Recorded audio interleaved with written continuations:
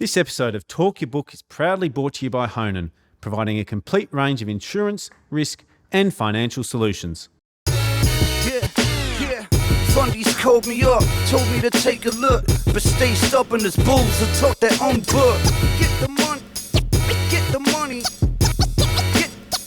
get the money. Well, Dan Roberts, thanks very much for coming on Talk Your Book. It's a bit of a special edition for Talk Your Book. We don't have a lot of actual company executives, but really excited to sit down and talk to you. Maybe before we get into Iris Energy, if you could start with just a little bit about your background and how you came to founding what may going to be the world's largest Bitcoin miner. Yeah, sure thing, Juddy. Thanks for having me.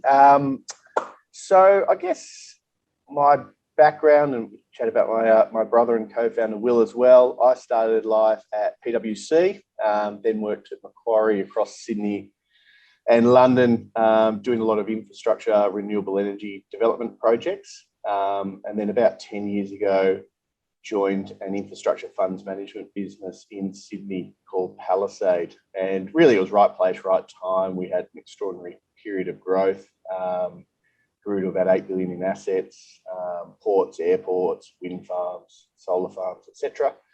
Got to mid-2018, stepped back from my executive role there, and basically started looking at additional growth businesses. In parallel, my brother and co-founder Will, he was at Macquarie for about 7 or 8 years doing structured products into traditional mining businesses, gold, copper, iron ore, etc. And for the last year, he was at Macquarie. He was actually involved in helping set up their digital asset team. So looking at things like Bitcoin on the CME futures, investing in Bitcoin mining. And then it got to mid-2018, and it's probably not unfair to say that Macquarie's appetite probably started to cool with the broader market at that time. So he jumped out, we teamed up, and that was the genesis of Iris Energy and how we came to be. And I won't get you to go into the idea around Bitcoin because there's so much content around that already, but there'll be a lot of people that are still largely unfamiliar with Bitcoin mining and what that process entails. Maybe could you give us the helicopter view of what Bitcoin mining is for someone that's had limited exposure to that as a concept? Yeah, sure thing. And look, to be frank, it took us a little bit of a while to understand it as well. But when you strip it back, it's actually quite simple. The analogy that I use is if you go to the casino and the dealer puts it, and everyone loves this analogy, but the dealer puts a pile of chips in the middle of the table and says, first person to roll 2 sixes wins a pile of chips. All Bitcoin mining is effectively that on a digital scale, where every 10 minutes the protocol generates a random number. All these computers around the world use trial and error, brute force to guess that random number. There is no edge. Like the first computer to guess it wins a few $100,000 worth of Bitcoin. So the more computers you have, the more Bitcoin you will receive. So if you've got 1% of the global computing power securing this network or the global hash rate, on average, you'll find 1 out of 100 blocks and receive the reward. Now, in practice, what people do is they aggregate their computing power with others. So we're part of a mining pool that controls around 15, 20% of the global network. So they use all that computing power and then they find that Bitcoin block directly once every hour or so, and then allocate the Bitcoin on a proportionate basis to all the contributors to that mining pool. In fact, it gets better basically because the law of large numbers means that it's entirely predictable for them. They guarantee us a fixed daily payout. So every morning our CFO gets into work, logs into our regulated exchange account, the expected number of Bitcoin sitting there, directly corresponding with the amount of computing power we've generated the previous day. We click sell it for cash, withdraw it to our bank account, pay the power bill at the end of the month, pocket the rest as profit. Like that is it. That is the simplicity and the entirety of the business model. We don't hold Bitcoin. We don't speculate directly on the price of it. And we certainly don't touch anything else crypto or blockchain related. It's a daily cash flow monetization process.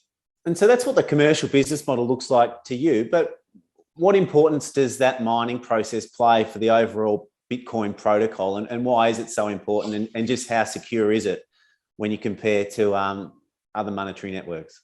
That's a really good question. So Bitcoin mining is essentially the process of tethering the real world to the digital world.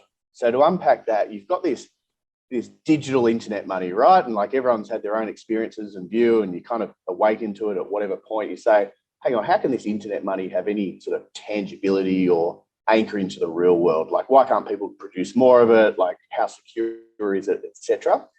The whole mining process or proof of work is all about that tethering process, anchoring that digital asset to the real world. And the way that happens specifically is every 10 minutes, there is an amount of energy and real world expense spent to get a piece of that Bitcoin, right?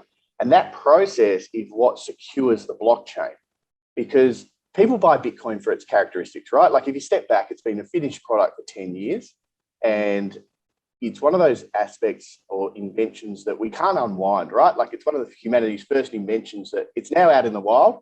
It is what it is. And you kind of cross that Rubicon at a certain point.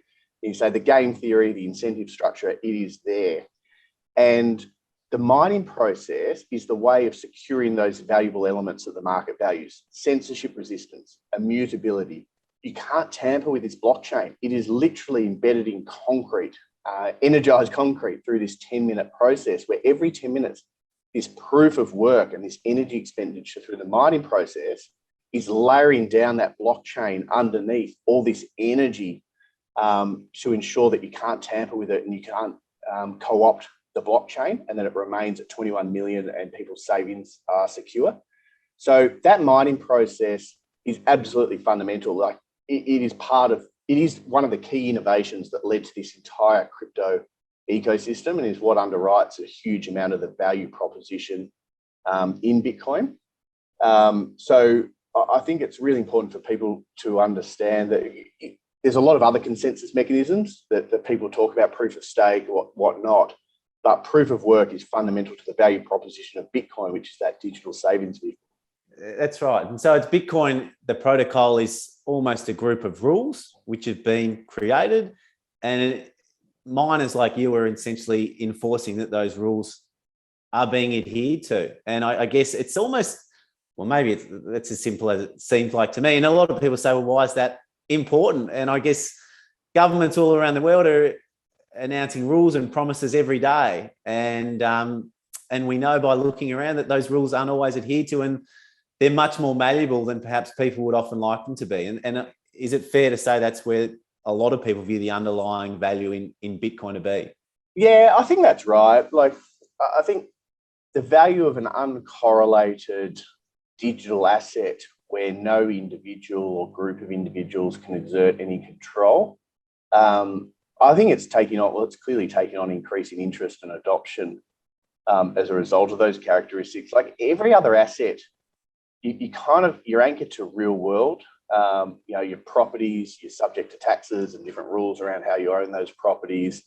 Other assets are subject to changes in supply, whether it's the amount of Australian dollars on issue, the amount of US dollars on issue in the period of quantitative easing, whether it's the amount of gold that exists, right? Like typically gold is quite stable. There's only 1.8% year-on-year inflation, but it is 1.8% year-on-year, which goes exponential when you look at the chart. In parallel, in contrast, I should say, Bitcoin's got a supply cap. There is only 21 million. No one can change that. And it's clear that I think a greater and greater proportion of the world is seeing that as a secure savings vehicle, a way to park their wealth and know that nothing's going to happen to it. And I think it goes back to the heart of, I think once you cross that step and say Bitcoin's here to stay, you then say, well, hang on, with its increasing scarcity characteristics every 4 years up until that ultimate cap of 21 million, how does this not create this positive flywheel around the store of value narrative, where the longer it survives, the more secure it's perceived to be, which encourages more people to put more money into it, which makes the price go incrementally higher because there is no supply response, which then drives another cohort of people to look at it. And it becomes a really fascinating, almost game theoretic construct. And then you overlay the real world and quantitative easing and low interest rates in this 50-year period we've been through since 1971. And it's going to be a very interesting 5-10 years ahead, I suspect. And talk to me about the energy usage of maintaining that Bitcoin network that Bitcoin miners use, because I think this would blow people's minds who are unfamiliar with the space. Just how much of the world's energy say as a percentage, is used for Bitcoin mining? Yeah, I'm not sure what the percentage was, but to use some analogies, and this goes to the heart of what the macro opportunity for investing in Bitcoin mining is, and it's you've basically got to try and scale these real world inputs in line with an exponential digital and social network. Like, go back 10 years and picture what Amazon was like, or Google or Facebook. You've got these digital and social networks that are disrupting their physical equivalents, right? And you've got gold 2.0, product market fit. Bitcoin's been a finished product for 10 years. It's still 5% of the market cap of gold. It's like Amazon being 5% of the market cap of retail, or YouTube being 5% of the market cap of Blockbuster. So I guess the asymmetry in that as an asset is extraordinary in itself. But what you've got when you've got, as a miner, your revenue line is essentially the price of Bitcoin, right? That exponential technology. Price moves in a non-linear fashion, goes on these parabolic adoption waves. Your ability to monetize it, though, is all about these real-world inputs. And we refer to this triple M construct. You need money, you need miners, and you need megawatts. So money is capital, miners are the computers, and megawatts is power. Back when the world, say, was dedicating 20 megawatts or 100 megawatts towards securing this network, and Bitcoin goes on one of its parabolic runs, goes up 5, 10x, the world can scramble. It can find a few hundred megawatts worth of power, chips, capital, and allow the real world to scale exponentially in tandem with an exponential digital asset. But as the exponential digital asset gets bigger, your ability to scale the real world exponentially gets obviously challenging, the laws of physics more than anything else. So you fast forward to today, late last year, we had something like 8 gigawatts of power servicing this network. The price rallies 5x from 12 to 60 grand. It's a completely different paradigm. All of a sudden, to try and normalize mining yields, you now need 30 gigawatts of power. The entire global data center industry, I think, it's only 23 gigawatts. You need $70 billion of capital in a sector where, as we know, institutions they're certainly starting to learn very fast what it's about, but there hasn't been a large involvement to date. And I think the sum total of listed miner capital raisings in the last 12 months is $2 billion. And then finally, even if you solve that, you're then got to wait 4 to 5 years of full manufacturing production of these specialized chips out of China in the middle of a global semiconductor shortage where people literally can't build cars because they can't get the chips. So it creates this like fascinating conundrum where you've got a revenue line being the price of Bitcoin unconstrained by these real world challenges. And then if you want a piece of that digital exponential pie every 10 minutes, you've got that real world triple M construct, let alone all the social ESG overlay to try and get a piece of it. So it's a fascinating dynamic. And as a result of what Bitcoin's done over the last 6 to 9 months, we've certainly crossed that inflection point. And so in terms of comparing you to, say, real world miners, if you like, that there's a huge desire for real world miners to be in that lowest quartile cost of production because it ensures them when prices drop, your biggest expense is energy. How have you gone about securing really low cost energy and renewable energy to ensure yourself against some of the ESG challenges that Bitcoin miners are already facing and are going to continue to face, and to ensure that you are in, as low a cost producer of Bitcoin as you can be? Yeah, no, it's a really good question. I mean, and I'd argue there's 2 limbs to that, which is what you've alluded to. There's the ESG side of things, the social license to operate, as well as being a low cost producer and ensuring that the bottom line is looked after for shareholders. And I think they both converge on the same thing, which is a strategy around targeting low cost excess renewables. I think most people will be aware that the marginal cost of renewables is essentially the cheapest power. There's no fuel inputs, there's no exposure to commodity price inflation, there's no exposure to carbon taxes. Equally, capital is cheaper, undoubtedly, when you're pursuing renewables, ESG type businesses. I think we're all broadly familiar with the challenges for fossil fuel industries in raising capital and the cost of debt and equity, etc. So it all converges around a very obvious strategy in our minds, which is to target that low cost excess renewables, and then also overlay an additional,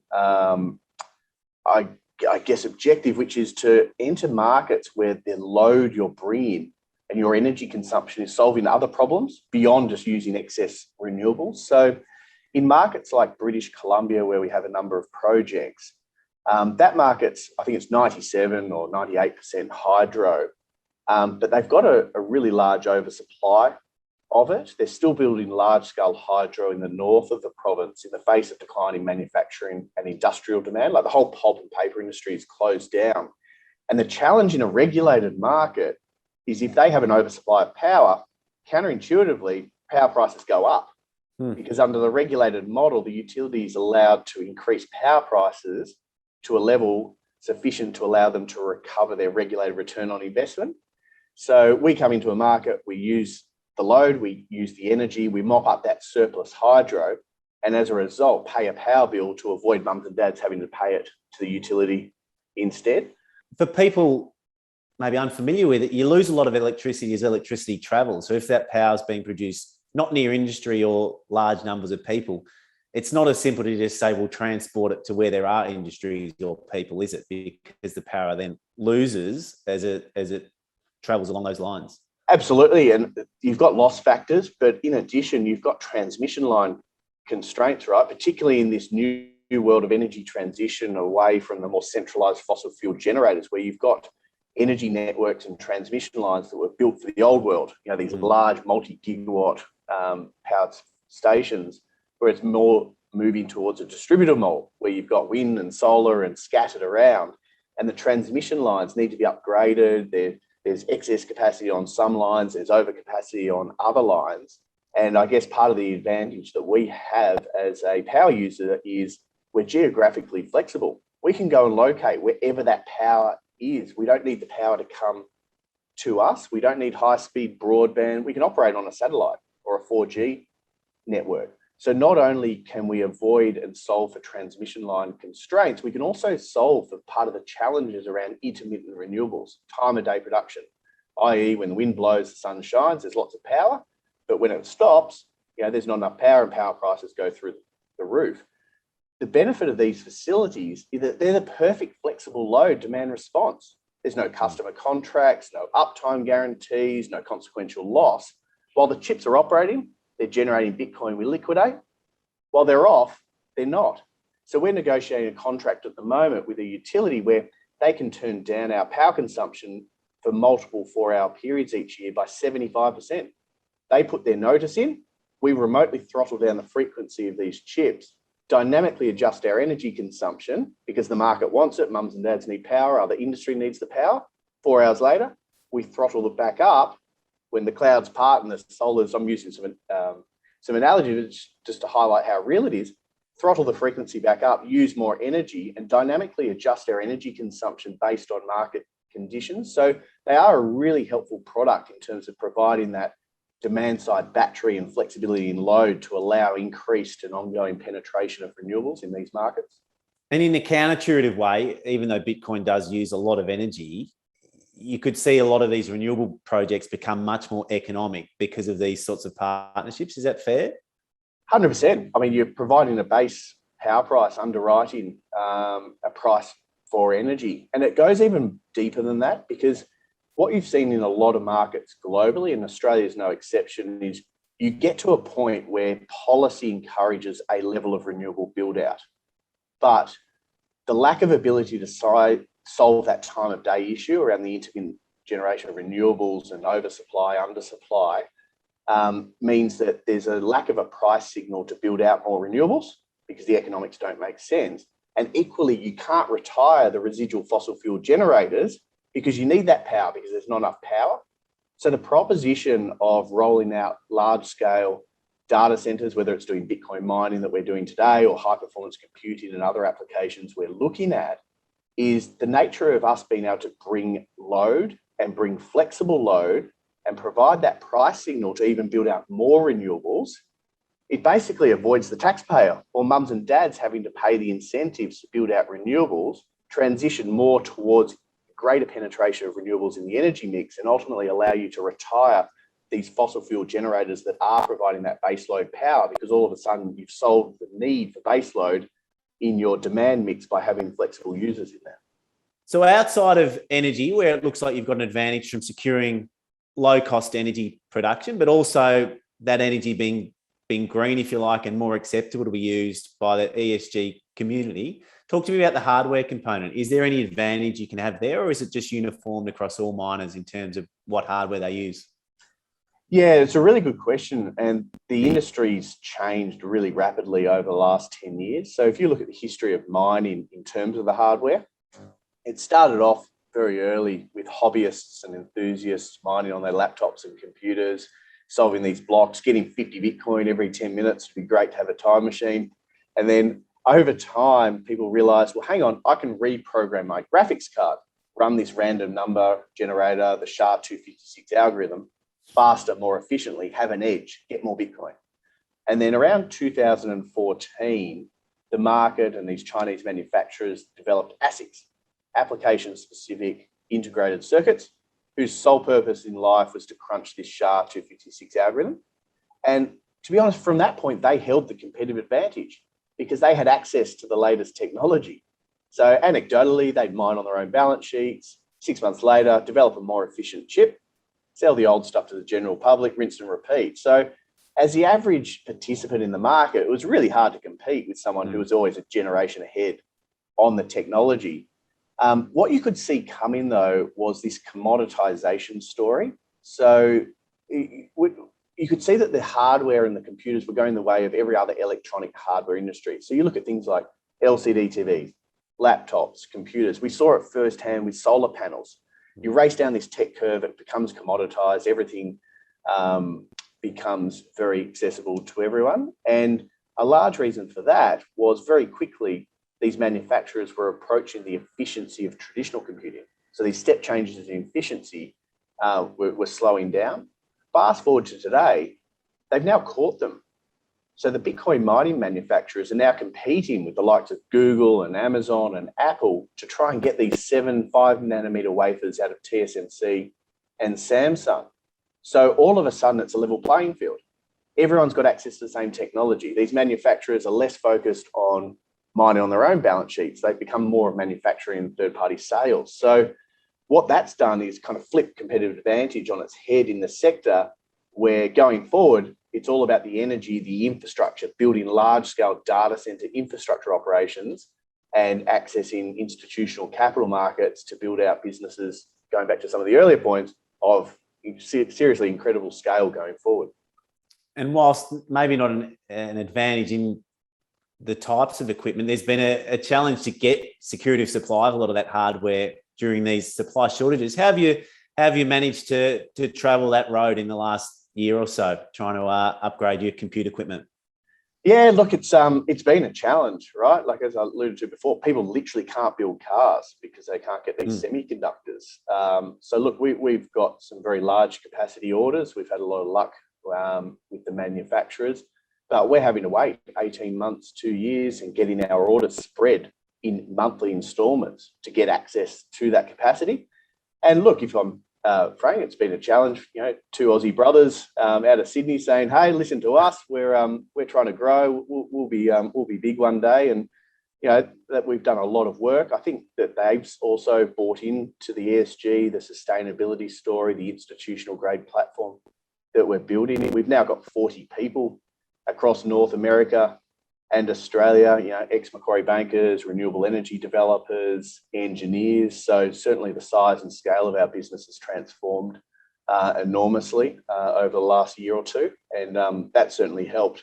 But yeah, look, it is a real challenge for the industry, but it's also the opportunity in a way, because the challenge is it's hard to get those chips. The opportunity is it's hard for anyone else to get them. And if you've got them, then you're maintaining a really high proportion of that digital exponential pie every 10 minutes that is generated through that Bitcoin mining process. And so I was looking at Iris, I was sort of thinking about 1883, 7 blokes founded BHP, and BHP didn't mean revert because the quality of their different deposits was just so superior to many different mining companies that came after them. When you look at Iris Energy, which is a new mining company, much like BHP was in 1883, the chip issue will mean revert. Like there will be more chips produced in years to come, and that supply shortage will eventually resolve itself, I would think. Is that a fair assumption to make? It's really hard to know because it comes down to, well, what's the price of Bitcoin? So if Bitcoin hovers around 40,000, 50,000 a coin, then yes, over the space of 3, 4, 5 years, you will get enough chips. And then you say, well, if Bitcoin goes up, if the economic incentive goes up to develop more chips, then is the world going to produce more chips? Ordinarily you'd say, yeah, I mean, markets are efficient, there's a supply response, and I'm inclined to agree with that. But you then keep encountering these real world issues where you've got an exponential digital and social network and the ability to scale these multi-billion-dollar fab shops and produce more chips, and or try and suck the chips away from traditional industries and build less cars next year because the Bitcoin miners have sucked them all away. So it encounters this really weird dynamic around social license to operate and social acceptance of what you're doing. So, and then you've got the energy consumption on top of that as well. And you say, well, even if you can build all the chips, where do you find these gigawatts, tens of gigawatts of power? It's a real challenge. So that's the one to me where it felt like the economic moat may really live for Iris, is the fact that it has secured so much renewable energy that can be used at a low cost. But it sounds like you feel there may be an economic moat from both angles. Undoubtedly, in the short to medium term, there is a moat on both angles, like without a shadow of a doubt. If you forecast out 5, 7 years, let's play out a world where there's unconstrained chips for everyone, semiconductors flying around, and TSMC's built multiple foundries in North America, etc. Then yes, you can't innovate your way out of proof of work. You still need that energy expenditure. And maybe to articulate that in a slightly different way, just to give people more context, is every 10 minutes, you've got this bounty available for Bitcoin miners, right? Which is the amount of Bitcoin multiplied by the price of Bitcoin. Now, as that bounty grows, either because the price of Bitcoin goes up or it stays where it is today, the economic incentive is such that the world is incentivized to spend an amount of electricity or OPEX to get access to that revenue line every 10 minutes. So the higher Bitcoin goes, higher the bounty, the more incentive there is to spend money. Now, you can't innovate your way out of that economic incentive, right? You need to keep spending money on electricity to get access to that revenue line. So to your point, like, where do you get all these gigawatts of power? And like we've modeled out, like even based on IEA forecasts for new build renewables, even if you assume Bitcoin miners start using 10 times more marginal power than what they've ever used before, very quickly, there's not enough power over the next 4 to 5 years to service this industry. So one of the things that we're looking at in this platform is, particularly given the experience of a lot of the members in the team, is actually developing, building and owning our own renewable energy generation assets over time. So owning the solar, owning the wind, owning the hydro. And I think even entertaining moving potentially to a net positive construct where all of a sudden we're producing more power than what we're consuming behind the meter for our data center activities. That completely helps with the social license to operate and a narrative around taking power away from mums and dads, etc. Or Elon Musk thinking that Bitcoin uses too much energy. If you're producing your own, it certainly helps that. It also helps with the profitability side of our business for 2 reasons. One, you can start almost arbitrating Bitcoin mining profitability and power price peaks and troughs, a lot like some of the traditional commodity houses do, like Glencore, trading across energy markets, electricity, commodities, etc. But it also then, to your cost of power point from earlier, drops you to absolute rock bottom of the global cost curve, because all of a sudden at that point, your marginal cost of production is that of marginal cost renewables, i.e. close to zero. And in the middle of a capital raising currently, what sort of capacity are you going to be able to build out once that capital raising is complete in terms of gigawatts and compute power as well? Yeah, I'll decline to comment specifically on any potential capital raising at the moment. But in terms of our business and what we're building, we have secured 15 exahash of global capacity to be delivered over the next 18 to 24 months. By way of comparison, 15 exahash would represent around 10 to 15% of the global network today. So it is a large number. You do need to raise capital to build that out through debt, equity, reinvestment of operating cash flow. It's equivalent to about 0.5 gigawatt of power. So we've got sites globally now, several in British Columbia, Texas, one in Asia Pacific. We're looking at a couple in Europe. It certainly has turned very quickly into a global platform where we continue to look globally at markets that have got low cost excess power, that have got grid challenges around transmission line constraints, and opportunities to come in there and obviously use power and make money, but also solve problems at a more micro level as well. And what will be your optimum funding mix, if you like, for that going forward? Will you fund future growth out of debt? Will it be more equity? Will it be cash flow? I'm assuming it'll probably be a combination of all three. How are you looking at that funding mix going forward? Yeah, it's really interesting. And the capital structure options for this business are really exciting. And when you've got such a profitable underlying business that's generating all this daily cash flow, I guess the finance guys in us can't help to think, well, what can you do with that from a capital structure perspective? So I think it's fair to say that our need to raise equity, beyond what might occur over the course of the next few months, is going to be, we're not going to need to do it because you've got such significant operating cash flow. Now, whether you're reinvesting that cash flow directly, and I think we'll look to potentially pay distributions at some point in time as well, or using it to secure debt products. So we've already looked at a number of debt products. There's about half a dozen groups in this industry or funds/institutions who provide hardware financing solutions. So essentially limited recourse finance where it's secured against the individual computers themselves. So we've, I think this is publicly on the record, we've signed up about $50 million of that to date. And look, from an issuer, it's a really attractive product because it's limited recourse and accretive to our capital structure mix. But over time, what you're going to see is the capital structure evolve substantially, because today mining revenues are quite volatile, right? Because the price of Bitcoin is going up and down. But what we're starting to see is the emergence of a really deep pool of derivative contracts. So whether it's put calls and entering into straddles, or whether it's just forward selling the Bitcoin.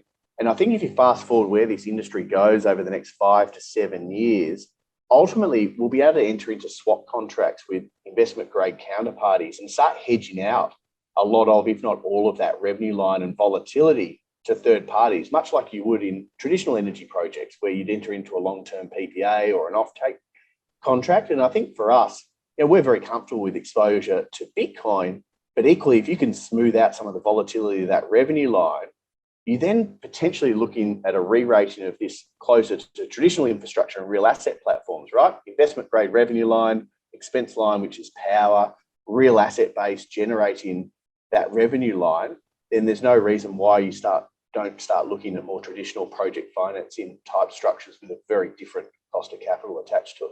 Yeah, your ability to secure debt with that sort of a business model just goes through the roof, I assume, in the current climate. In terms of dividends, it's been reported that there's a NASDAQ listing hoped for in the last quarter of this year. I assume you'll decline to comment on that. Am I right there? I think I'm allowed to say that we've confidentially filed our F1 with the SEC. Doesn't sound all that confidential once you say it publicly. I don't want to be a nitpicker, Dan. That's just my it's just my gut feel. I have had that comment a few times. Yeah. But so how far away, if that were to go to plan, I know you can't give any concrete dates or numbers, but how far down the track do you foresee before you can start to entertain dividend policy with a business like this? Yeah, look, I think we'd be looking to do it in the shorter term rather than the longer term. That's probably the most appropriate response at this point in time. And in terms of staying green, currently 100% of your energy comes from renewable green energy sources. Is there the potential down the track to use more traditional energy and buy carbon credits? Or is it going to be 100% renewable no matter what for the foreseeable future? No, look, we're very focused on the renewables and the ESG side of things. And it goes equally to, institutional capital markets, you've got to be sustainable, right? If you want to raise money from an increasing number of capital pools today, then you've got to be behaving in a socially acceptable manner. But I think particularly for an industry like this, it's even more important given the scrutiny on the sector. And look, at one level, I can sit here and say the only reason Bitcoin uses energy is because the market has attributed value to it. Like, that is fact, right? If for any naysayers out there that say, oh, Bitcoin's a waste of energy, you say, well, if Bitcoin is worthless, by definition, it will use no energy because no one will bother spending electricity to get a piece of a digital exponential pie every 10 minutes that's worth zero, right? So at the end of the day, energy demand, it's driven by the market, just like people choose to divert energy and use energy for other things. Like, you go out and instead of hanging your clothes on a clothesline, you'll elect to use a clothes dryer. Instead of playing a board game, you'll go and play the Xbox. They all use energy, right? And, in New South Wales, where we are, that happens to be 75% coal-fired. But the reality is that Bitcoin, because it is a new technology, because not everyone understands it, and because it is a large consumer that's quite public, you do become subject to a lot more public exposure. So I think it's really important for us that we continue to stick to not just renewables, but we continue to making sure that every market we go into, we're solving problems, we're integrating with energy markets and communities. So in British Columbia, we're partnering with schools and universities. We've partnered with the local First Nations communities, announced a $500,000 grants program per annum there. We're looking at multiple ways to really cement into these markets because we recognise that what we're doing is new, it's innovative, it is profitable for shareholders, but you've got to be giving back. And I'll let you go in a minute, but we've covered a lot about Bitcoin. What are some of the other real world data applications that you guys may provide data to from these renewable sources down the track?